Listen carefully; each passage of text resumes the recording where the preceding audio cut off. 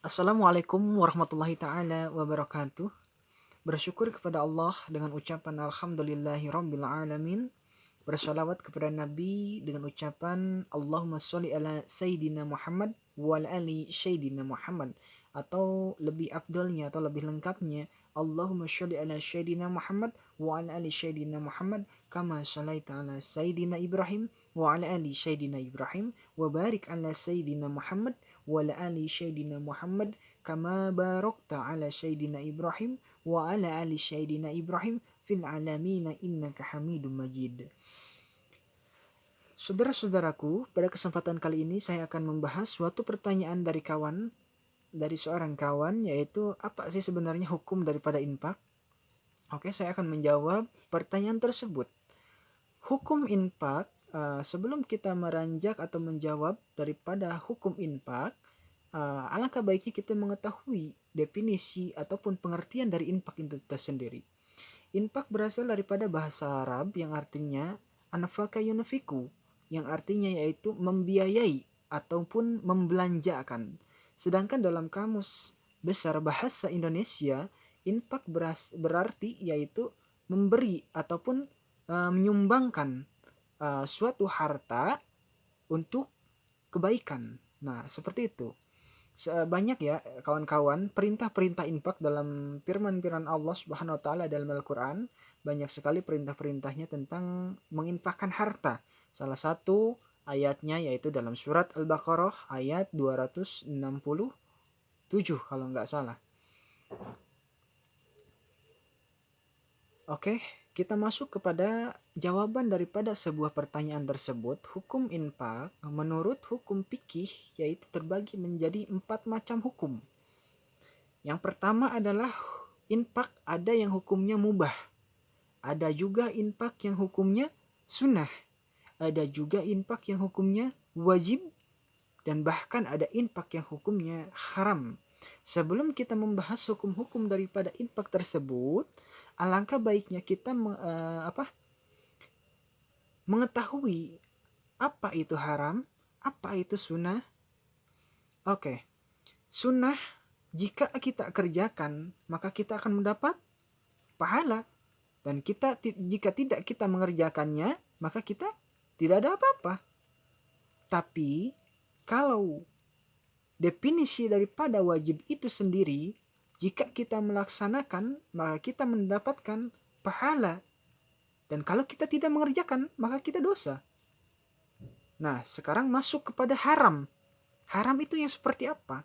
Jadi haram itu kalau kita melakukan, maka kita akan mendapatkan dosa, akan mendapatkan murkanya Allah. Kalau kita menjauhi, nah kita akan mendapatkan pahala. Nah itu haram. Itu definisi daripada sunnah, haram, dan wajib.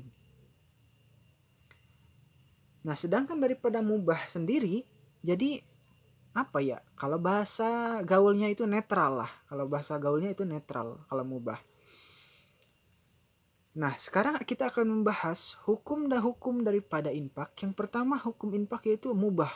Seperti apa sih hukum infak yang mubah? Jadi mubah itu apa ya? Jadi kalau kita kerjakan kita tidak ada apa-apa gitu. Baik-baik aja, sah-sah aja. Kalaupun kita tidak kerjakan, kita tinggalkan, ya tidak apa-apa juga gitu. Nah, ini mubah gitu kan. Nah, seperti apa infak yang mubah? Yaitu seperti kita menginfakkan harta kita dalam perniagaan, dalam perdagangan, ataupun dalam usaha. Kita menanamkan modal kepada kawan kita yang membutuhkan. Nah, itu hukumnya adalah mubah, infak yang mubah. Nah, sedangkan infak yang wajib, seperti apa infak yang wajib? Yaitu kita menginfakkan harta kita untuk keluarga, misalnya. Contohnya untuk keluarga, untuk membiayai mas kawin, untuk menafkahi anak dan istri. Nah itu adalah salah satu infak yang wajib. Menurut hukum fikih, kita mengambil hukum fikih kita kembali dalam hukum fikih maksudnya. Dalam hukum fikih, infak yang wajib, tolong garis bawahi. Jadi infak yang wajib itu pertama yaitu untuk keluarga, untuk anak istri, untuk membiayai mas kawin contohnya. Seperti itu infak yang wajib, dan untuk membiayai nazar gitu. Kita lanjut ke infak yang sunnah. Seperti apakah infak yang sunnah gitu kan? Jadi infak yang sunnah ini yaitu seperti halnya kita, jadi terbagi dua infak yang sunnah itu. Pertama, membiayai atau menafkahkan sebagian daripada harta kita untuk jihad. Nah ini termasuk infak yang sunnah. Jadi termasuk infak yang sunnah, membiayai jihad, membiayai orang untuk berjuang untuk menegakkan syariat ataupun mendorong menegakkan syiar Islam. Itu termasuk adalah infak yang sunnah. Yang kedua, menolong ataupun menolong orang yang membutuhkan. Nah, itu termasuk adalah infak yang sunnah. Nah, sekarang infak yang haram. Seperti apakah infak yang haram? Infak yang tidak dibolehkan oleh Allah. Ini tergantung saya mengambil dalam surat Al-Anfal ayat 36 dan An-Nisa ayat 3, dalam surat An-Nisa ayat 38. Al-Anfal ayat 36, An-Nisa ayat 38. Dalam surat Al-Anfal ayat 36, kenapa Allah mengharamkan infak dalam surat tersebut, dalam firman Allah tersebut, yaitu seperti halnya orang-orang kafir menapakohkan ataupun menginfakkan sebagian harta mereka untuk menghalangi syiar Islam, untuk menghalangi orang-orang yang berjuang untuk menegakkan syariat Islam.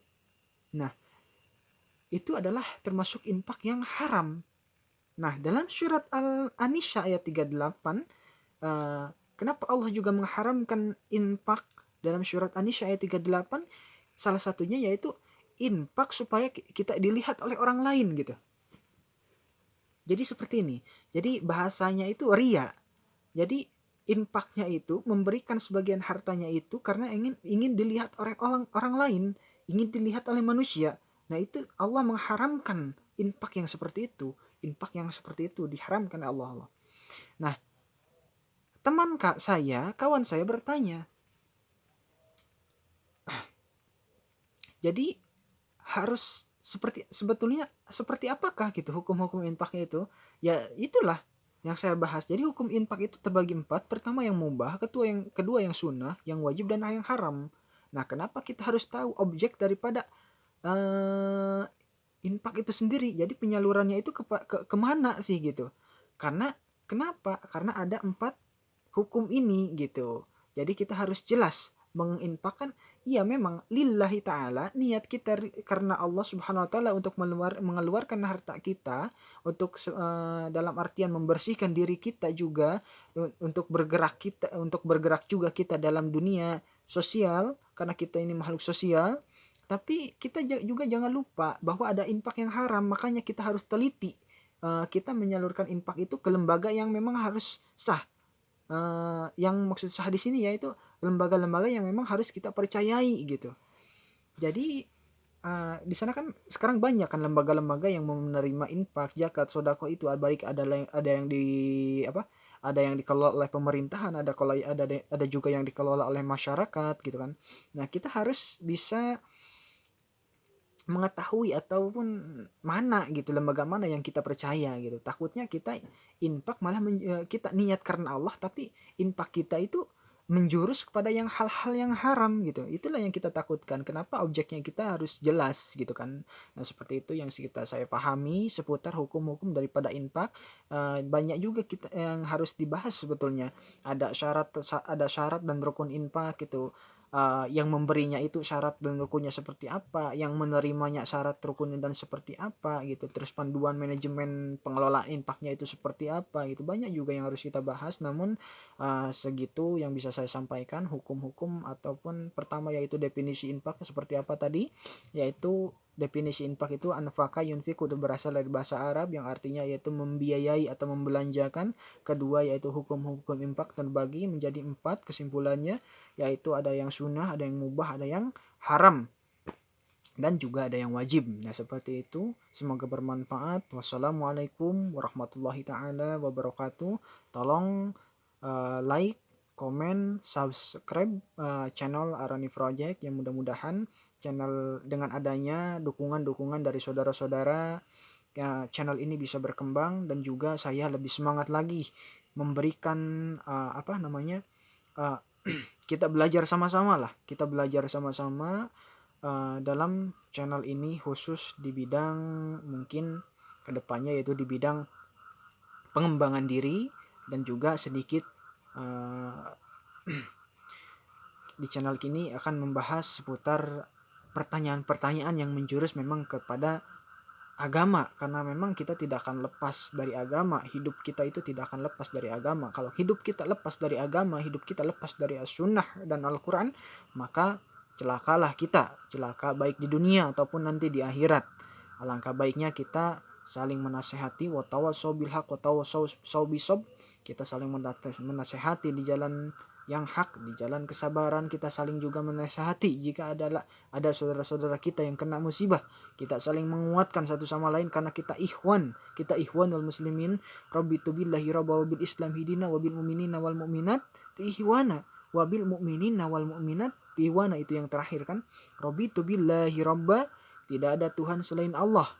Wa bil islam hidina, Islamlah agama yang benar, karena inna dinna indallahil Islam, tidak ada agama yang benar kecuali Islam.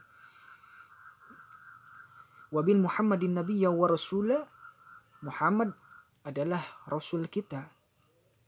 Muhammad adalah penyampai risalah kepada kita subhanahu wa ta'ala yang ditugas oleh Allah subhanahu wa ta'ala. Rabbitu billahi rabba wa bil islam hidina wa bil Muhammad nabiyya wa rasula wa bil Qur'ani imama. Jadikan Al-Quran itu sebagai imam, sebagai pedoman, sebagai pimpinan kita. Kalau ada masalah sebesar apapun itu masalah, kita kembali lagi kepada Al-Quran. Al-Quran adalah jawaban daripada semua pelik masalah yang amat pekat yang kita hadapi, baik sebagai cobaan, sebagai ujian, ataupun bahkan sebagai musibah. Jika kita memang kembali lagi kepada amaliyah kita, gitu kan, kepada persepsi kita, itu kita akan mengambil sebagai musibah, sebagai ujian, atau sebagai murka Allah, atau sebagai apa itu. Yang keempat yaitu seperti yang tadi, wabil mu'minina wal mu'minati ihwana. Kita semua saudara, marilah dukung channel Aroni Project ini. Kita akan membahas di channel ini adalah dua. Yang pertama adalah pengembangan diri, yang kedua adalah kita akan membahas tentang seputar hukum-hukum fikih dalam agama. Oke, terima kasih kawan-kawan telah menonton. Semoga bermanfaat. Salam berkah berlimpah. Wassalamualaikum warahmatullahi taala wabarakatuh.